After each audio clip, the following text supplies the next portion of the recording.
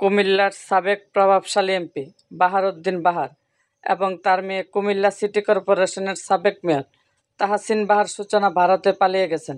বর্তমানে বাবা মেয়ে কলকাতায় এক রাজনৈতিক নেতার আশ্রয়ে রয়েছেন। কখন, কিভাবে, কোন পথে তারা পালালেন তা নিয়ে ব্যাপক আলোচনা সমালোচনা হয়। বুধবার ফেসবুকে সূচনা কিছু পোস্ট দেন। একজন ফেসবুক ব্যবহারকারী তাকে পোস্টে লিখেন, ইন্ডিয়া থেকে পোস্ট করছেন, কুমিল্লা কবে আসবেন? উত্তরে সূচনা জানায়, কুমিল্লাতেই তিনি আছেন। জানা গেছে, সূচনা গত 29 আগস্ট রাতে ভারতে পালিয়ে গেছেন। তাকে খুঁজে পাওয়া না গেলেও সরব হয়ে উঠেছেন সামাজিক যোগাযোগ মাধ্যমে। গত 25 সেপ্টেম্বর থেকে সোশ্যাল মিডিয়ায় ফুঁসে উঠেছেন তিনি। তাকে বিভিন্ন ইস্যুতে ফেসবুক পোস্ট দিতে দেখা যায়। সেই সঙ্গে পোস্টের কমেন্টে গিয়ে পাল্টা আক্রমণও চালিয়ে যাচ্ছেন তিনি। সেখানে অনেক অশ্লীল ভাষারও কমেন্টে রিপ্লাই দিতে দেখা গেছে তাকে।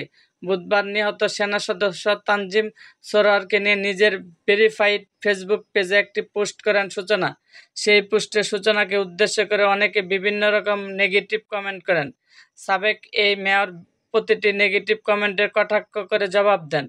পরের দিন সাবেক আইসিটি মন্ত্রী পলক ও উপদেষ্টা নাহিদকে নিয়ে একটি পোস্ট করেন। সেখানেও কমেন্টে রিপ্লাই কটাক্ষ করে জবাব দেন তিনি।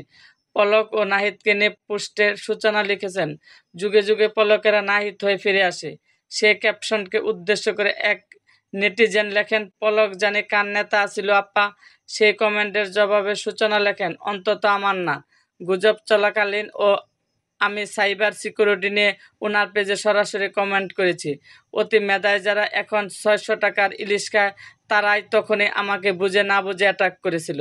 ওই পোস্টে আরেকজন কমেন্ট করেছেন, ইন্ডিয়া থেকে পোস্ট করেছেন, কুমিল্লা কবে আসবেন? সেই কমেন্টের উত্তরে সূচনা লেখেন, আসি তো কুমিল্লা, নতুন বাসা গোছাচ্ছি, তোমাদের যেন লুট, চুরি আর আগুন দিতে সুবিধা হয়। সাবেক এই মেয়রের এমন মন্তব্যের জবাবে আবার অনেককে ক্ষোভ প্রকাশ করতে দেখা গেছে। এরকম আরও ভিডিও পেতে এবং রাজনৈতিক অঙ্গনে নানা ঘটনা ও ইতিহাস জানতে আমাদের মুক্তাগাছার ইতিহাস মিডিয়া ইউটিউব চ্যানেলটিকে সাবস্ক্রাইব করুন এবং পাশে থাকা বেল আইকনটি বাজিয়ে দিন।